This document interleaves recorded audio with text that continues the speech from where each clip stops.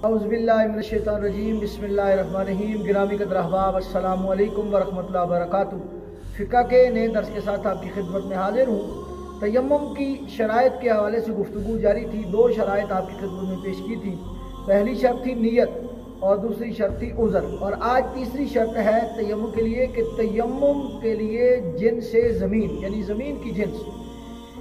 याद रखें, तयम्मुम के लिए तीसरी शर्त यह है कि तयम्मुम उस चीज़ के साथ किया जाए जो जिन्स ज़मीन से हो, मसलन मट्टी, पत्थर और रेत वगैरह। अगर कोई चीज़ आग में पिघल कर जल जाए या पिघल जाए, जब वो अपनी हैत और शक्ल जो है वो तब्दील कर ले, वो जिन्स ज़मीन नहीं कहलाएगी।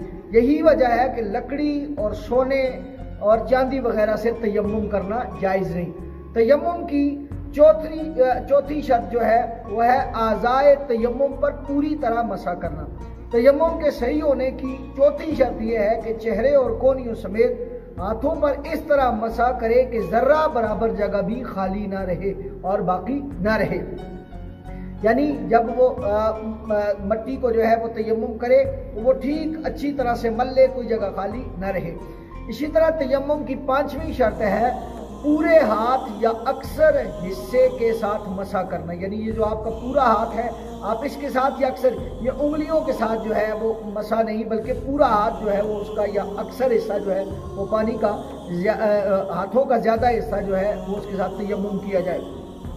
अगर दो उंगलियों के साथ मसा किया तो जायज़ नहीं होगा। हाँ, दोनों उंगलियों को बार बार फेर कर तमाम आज़ा का उसने मसा कर लिया, यानी उन्हें दो उंगलियों को लिया, उसने जो है वो दाएं बाएं पूरे बाजू पर फेरा, कोई जगह खाली नहीं रही। लेकिन चूंकि दो उंगलियों के साथ तयम्मुम जायज़ नहीं, अलबत्ता सर के मसा का हुक्म है इसके बरक्स है, यानी दो उंगलियों के साथ सर का मसा किया तो जायज़ है। याद रखिए, तयम्मुम में सर का मसा नहीं है। मसा जो है ये वजू वाला मसा है, वो आप दो उंगलियों से भी कर सकते हैं। इसी तरह छठी शर्त है हथेलियों के साथ दो ज़रबे लगाना। यानी शर्त यह है कि दोनों हथेलियों को ज़मीन पर दो बार मारे, यानी ऐसे हथेलियों को जोड़े और दो बार ज़मीन पर ऐसे मारे।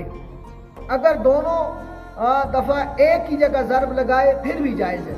अगर जिस्म पर मट्टी लगी हो और बनीयत तयम्मुम उसी मट्टी को आज़ा पर मल ले तो उसका ये अमल दो ज़रबों के कायम मुकाम हो गए। यानी फर्ज कीजिए वो डेजर्ट में है, सहरा में या ऐसी जगह कर रहा है जहाँ धूल धब्बा आ रहा है, तो वो जो मट्टी उसके जिस्म पर पड़ी है वो उसी को मल ले और जो है तो उसकी ये दो ज़रबों वाला जो है ये शर्त जो है वो पूरी हो जाएगी। इसी तरह की आठवीं शर्त ये है कि माने मसा, जो माने मसा हो, यानी ऐसी चीज़ जो मसा को रोकती हो उसका जिस्म पर मौजूद ना होना। यानी आपके आज़ाए तयम्मुम पर कोई ऐसी चीज़ ना लगी हो जो मसा के माने हो, मसलन मोम है या चर्बी है, तो इससे आपका तयम्मुम नहीं होगा।